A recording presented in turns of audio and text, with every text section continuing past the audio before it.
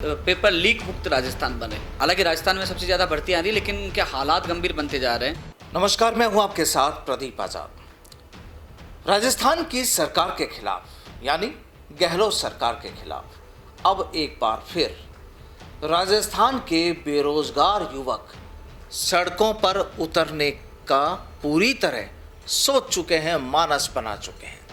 दरअसल गहलोत सरकार के खिलाफ कई मांगों को लेकर राजधानी जयपुर में कल सुबह से शहीद स्मारक से एक बड़ा आयोजन होने वाला है। बड़ा जलसा होगा और यहाँ से हजारों की तादाद में युवा जो लोग हैं, युवा बेरोजगार हैं, वो सिविल लाइंस फाटक की ओर कूच करने वाले हैं। खबरें ऐसी हैं।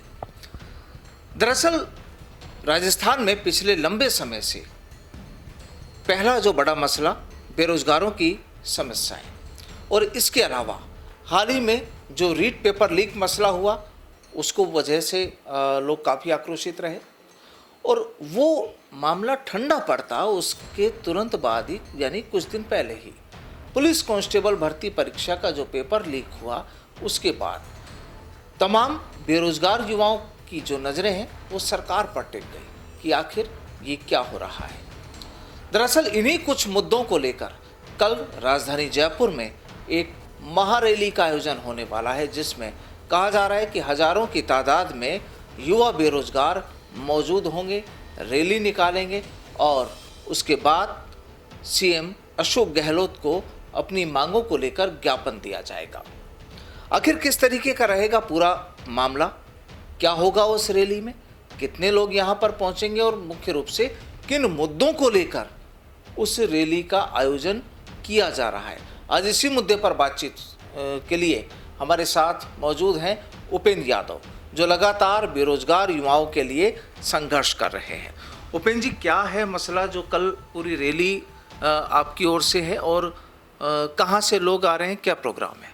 देखो, पूरे प्रदेश से बेरोजगार पहुंच रहे हैं और जो प्रमुख जो मांगे हमारी, प्रदेश का युवा चाहता है कि नकल और पेपर लीक मुक्त राजस्थान बने। राजस्थान अब पेपर लीक राजस्थान बन चुका है, तो युवाओं में अविश्वास उत्पन्न हुआ है। जेएन, एसआई, रीट और लाइब्रेरियन और अब कांस्टेबल भर्ती परीक्षा के जो हाल हुए हैं, जिससे बेरोजगार में अविश्वास उत्पन्न हुआ।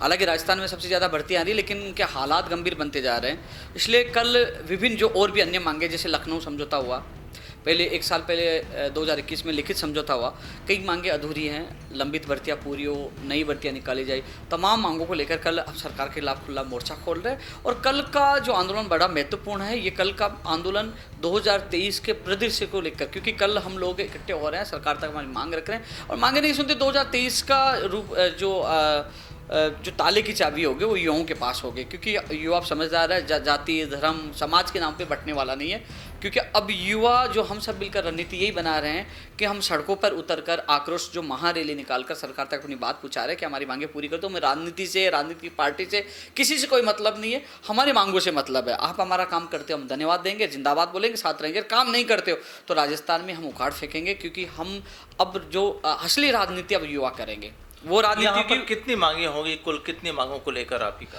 देखो, प्रदेश के तमाम बेरोजगार, अलग अलग जो भर्तियों के पीड़ित बेरोजगार हैं, दुखी हैं, परेशान हैं, रोज राजस्थान बेरोजगार एकीकृत महासंघ कार्यालय पे आते हैं, तो तमाम बेरोजगारों को बुलाया गया है। हम तमाम वहाँ कल इकट्ठे हो रहे हैं। तो सरकार से हम कहेंगे, तमाम बेरोजगारों आएंगे विभिन्न भर्तियों के लोगों से, तो आप मिलिए, बात करिए, मुझसे मत करिए। उपेंद्र यादव से बात करने की आवश्यकता नहीं है, अलग अलग भर्तियों के प्रतिनिधि मंडल से मिलिए, बात करिए, उनकी समस्या का निस्तारण करिए। क्योंकि लखनऊ समझौते की मांग है, जो विशेष शिक्षक जो शिक्षकों की मांग है, 10,000 पदों पर निकालने की मांग वो लगातार कर रहे हैं कि विशेष शिक्षकों के पदों पर भर्ती निकाली जाए, रेडियोग्राफर, टेक्नीशियन, ईसीजी की भर्ती निकाली जाए, फार्मेसी से है और नर्सिंग भर्ती है, ये निकाली जाए। इसके अलावा जो और जो मामले हैं, जैसे पंचायत राज एलडीसी भर्ती 2013, जहाँ मुख्यमंत्री जी ने दोबारा घोषणा कर दी, उन कैलेंडर जारी हो गया, रोक दिया, अभी तक उनको ज्वाइनिंग नहीं दी जा रही है और अभी भी कह रहे हैं प्रोसेस में है, न्यायालय से आदेश भी हो चुके हैं। तो अब वो उसका कैलेंडर जल्द से जल्द जारी हो। पंचायत राज जेएन भर्ती 2008 के बाद नहीं आई, उसकी विज्ञप्ति जारी हो। चाहे वो शिक्षक भर्ती 2012 का मामला हो, नर्सिंग भर्ती 2013 में न्यायालय में जवाब देने का मामला हो, और जो बाहर राज्यों का भर्ती रोककर प्रदेश के बेरोजगार को प्राथमिकता दे, युवा बेरोजगार आयोग बने। और सबसे बड़ा एक मुद्दा हो रहा है कि जो अभी कांस्टेबल भर्ती परीक्षा का पेपर लीक हुआ है, जो दिवाकर स्कूल है, उस बिल्डिंग पर बुलडोजर चलना चाहिए। दोषियों की संपत्ति जब्त होनी चाहिए। जो नया कानून आया था विधानसभा में पारित हुआ था, जो लगातार हम मांग कर रहे थे, उस कानून की धज्जियां उड़ाई जा रही है, कानून की पालना नहीं की जा रही।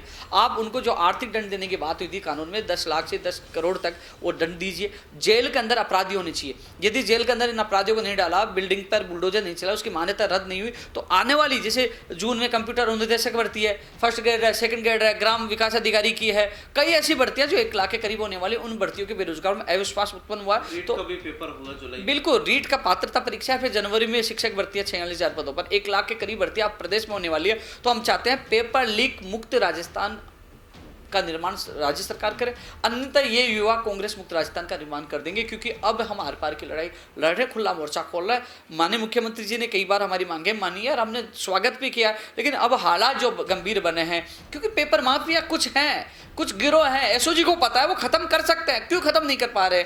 हम कह रहे हैं आपकी बस की बात नहीं है एसओजी की, तो सीबीआई की जांच दे दीजिए, रीट की सीबीआई जांच करवा लीजिए, एसआई करा लीजिए, लाइब्रेरियन करा लीजिए, अब कांस्टेबल करा लीजिए, तमाम भर्तियों की आप करवाइए ना, लाइब्रेरी सीबीआई से जांच, पता लग जाएगा, दूध का दूध पानी का पानी हो जाएगा।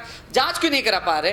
मंत्री सुभाष गर्ग पे आरोप लगे, उनको इस्तीफा क्यों नहीं, इस्तीफा की मांग हमने रखी है कि इस्तीफा उनका लिया जाए। आप बेरोजगारी भत्ता दे रहे हो, उसमें इंटर्नशिप आपने लागू कर दी 4 घंटे की, तो बेरोजगार कहाँ कहाँ जाएगा। फर्जी डिग्री, डिप्लोमा, खेल प्रमाण पत्र, दिव्यांग सर्टिफिकेट आ रहे हैं, उनके लिए कानून नहीं है। तो तमाम उन मांगों को लेकर हम कल इकट्ठा हो रहे हैं, जिसमें कई मांगे हैं, अलग अलग विभागों की मांगे हैं।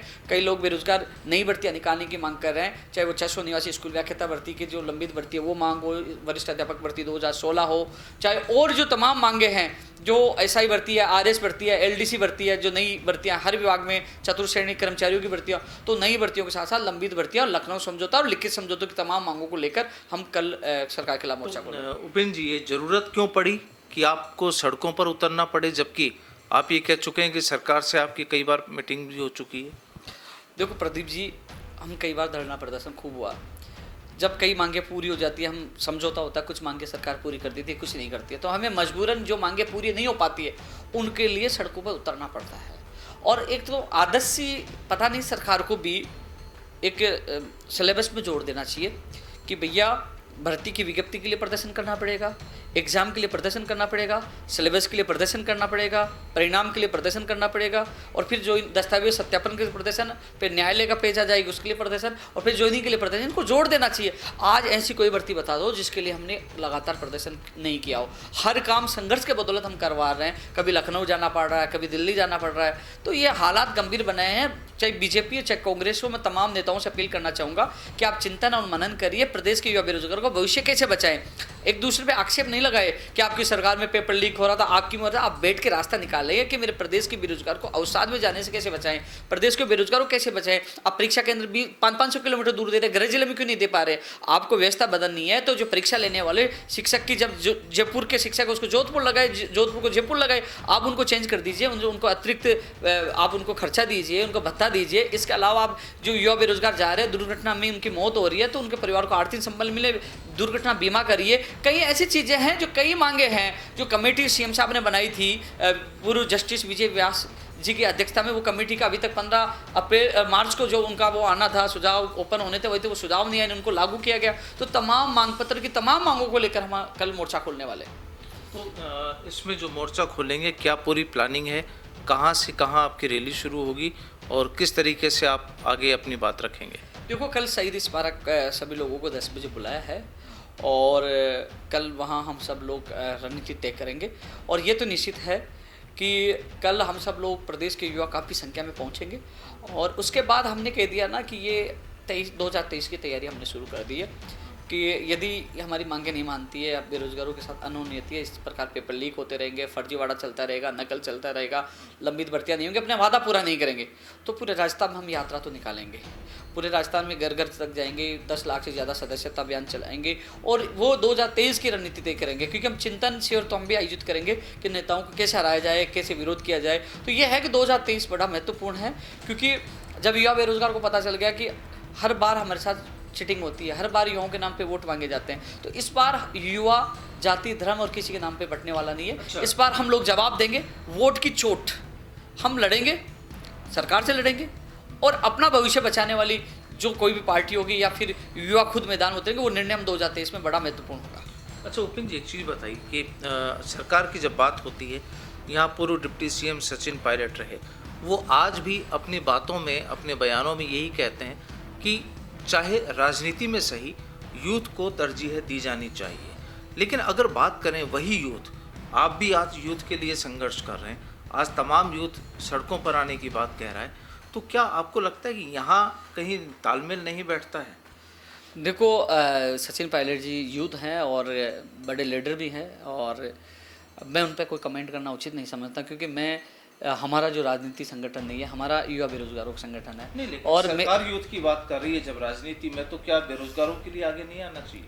बिल्कुल सबको आना चाहिए, बेरोजगारों की आवाज़ उठानी चाहिए। पेपर लीक को लेकर जिस प्रकार अवसाद में जा रहे हैं बेरोजगार, जिस प्रकार जो हालात गंभीर बने हैं, तो इसको हर युवा नेता को आगे आना चाहिए और सहयोग करना चाहिए युवा बेरोजगारों का, जिससे युवाओं का भविष्य बच सके, उनके सपनों के साथ कुठारघात नहीं हो सके। क्या कल जब आप कांग्रेस के खिलाफ, सरकार के खिलाफ प्रदर्शन करने जा रहे हैं, तो क्या विपक्ष की ओर से भी कोई मदद है आपको? देखो लगातार देखो आपने देखा होगा कि जब बीजेपी सरकार थी तो हम कांग्रेस के कोई भी प्रतिनिधि हमारे आंदोलन में शामिल नहीं होता था। वही नियम अब लागू कर रखा है, क्योंकि हम नहीं चाहते कि हमारे आंदोलन का राजनीतिकरण हो, आरोप लगे, क्योंकि किसी भी सरकार को बहाना चाहिए कि इन्होंने तो विपक्ष को बुला लिया तो उनके आदमी है। तो मैं नहीं चाहता कि ये गैर राजनीतिक संगठन है और गैर राजनीतिक आंदोलन है। हमारा काम, यदि सरकार काम करती है तो जिंदाबाद बोलेंगे, साथ जाएंगे, नहीं करते तो हम विरोध कर रहे हैं। लेकिन कितने बच्चे आ रहे हैं कल? बड़ी संख्या में, बहुत अच्छी संख्या में। पूरे राजस्थान से हो रहा है? बिल्कुल पूरे राजस्थान से, इस गर्मी में अपनी जेब से पैसा खर्च करके, क्योंकि राजनीतिक जो रैलियाँ होती है उसमें खाने की व्यवस्था, बसों की व्यवस्था की जाती है। हमारा गरीब संगठन है, खुद अभ्यर्थी खुद के पैसों से आएंगे और वहाँ हम लोग इस गर्मी में भी अपने भविष्य को बचाने के लिए आ रहे हैं। एक चीज़ और मैं आपको बता दूँ कि चुनाव में युवाओं के नाम पे राजनीति की जाती है। सांसद, एमएलए सब चुन के आते हैं, लेटर लिखते हैं, लंबी लंबी बातें करते हैं कि हम युवाओं के साथ अन्याय हो रहा है, अत्याचार हो रहा है, पेपर लीक हो गया। तो आज युवा समझदार हो गया, इतने तेजी सड़कों पर क्यों नहीं आ रहे? पेपर लीक होगा तो उपेंद्र यादव आएगा, परीक्षा नहीं होगी तो उपेंद्र यादव आएगा, लंबित भर्ती नहीं तो उपेंद्र यादव आएगा, लखनऊ जाएगा तो उपेंद्र यादव होगा, जेल जाएगा तो उपेंद्र यादव जाएगा, लाठियाँ खाएगा तो उपेंद्र यादव जाएगा, अनशन करेगा तो उपेंद्र यादव करेगा। अरे मैंने कौन से एमएलए हूँ या एमपी हूँ? मेरी जिम्मेदारी से ज़्यादा जिम्मेदारी उन एमएलए एमपी की, उन नेताओं की है जो युवाओं के नाम पे वोट ले रहे हैं और वो कहते हैं कि हम युवा हितैषी हैं। आइए सड़कों पर, करिए प्रदर्शन, अलग प्रदर्शन करिए, सड़कों पर उतरिए, करिए, आवाज़ उठाइए, अपनी विधानसभा में आवाज़ उठाइए। लेकिन अब उनको भी पता लग जाएगा, ये रणनीति हम तय करेंगे, सारे एमएलए की घेराबंदी की जाएगी जो युवाओं के नाम पर राजनीति कर रहे हैं। ये बर्दाश्त नहीं करेंगे। आप आवाज़ उठाइए। आज बेरोजगार खून के आंसू रो रहे हैं, आज हालात कितने गंभीर है। 3-3 साल तक तैयारी करते हैं, रीट लेवल 2 के आप में से देखना लोग खून निकाल रहे हैं। वो योग्य अभ्यर्थी जिनके अच्छे नंबर आए थे, आज रद्द होने के कारण वो रो रहे हैं कि बहाल कर दीजिए। वो रो रहे हैं, क्यों रो रहे हैं? बहाल की मांग क्यों कर रहे हैं? उन्होंने मेहनत की है, उनका खून देख के आत्मा रोती है मेरी भी। तो आज उनके जो दोषी हैं, उनके सपनों के जो हत्यारे हैं, उनके खिलाफ आज कोई कार्रवाई नहीं हो पा रही। तो सारे राजनेताओं से अपील मेरी यही है कि 2023 में युवाओं का बड़ा महत्वपूर्ण योगदान रहेगा। युवाओं पर राजनीति न करने के बजाय आप साथ आइए, लेटर से, ट्वीट से कुछ नहीं होगा। और आप मैदान में उतरिए, अलग करिए, विधानसभा क्षेत्र में कहिए और युवाओं को कहिए कि हौसला रखिए, अवसाद में नहीं जाइए, हम साथ हैं। सिस्टम को हम सबको मिलकर सुधारना होगा, या फिर आप युवाओं के नाम पर राजनीति करना बंद कर दीजिए, क्योंकि अब 2023 में हम हर उस व्यक्ति का विरोध करेंगे जो युवा विरोधी है, युवाओं के पक्ष में नहीं बोलता। बहरहाल देखिए, एक ये बड़ा मुद्दा है कि जहां पर जब राजनीति की, सियासत की जब बात की जाती है तो यूथ को लेकर बड़े बयान भी आते हैं, बड़े उन लोगों को लेकर अलग अलग संज्ञाएं दी जाती है और बताया जाता है कि यूथ ही देश का भविष्य है। तमाम चीज़ें यूथ के कंधों पर ला दी जाती है। लेकिन सवाल ये कि जब इस तरीके के मसले हों, जब यूथ परेशान हो, तो जब यूथ सड़कों पर उतरने की तैयारी कर रहा हो, रो रहा हो, तो जब ऐसे हालात बनते हैं तो जाहिर सी बात है जिम्मेदारी हर राजनेता की, हर सियासी पार्टी की भी बनती है कि वो उन युवाओं के भविष्य के साथ खिलवाड़ ना करें। जो भी वाकई जो वाजिब मांगे हैं उन पर अगर वक्त रहते सरकार निर्णय लेती है तो लगता नहीं कि किसी भी यूथ को सड़क पर उतरने की ज़रूरत होगी, किसी भी यूथ को रोने की आवश्यकता होगी। लेकिन हाँ, देश का भविष्य, प्रदेश का भविष्य, ये ज़रूर एक बेहतर बन पाएगा। उपेंद्र जी का बहुत बहुत शुक्रिया हमारे साथ जुड़ने के लिए। फिर मुलाकात होगी। नमस्कार।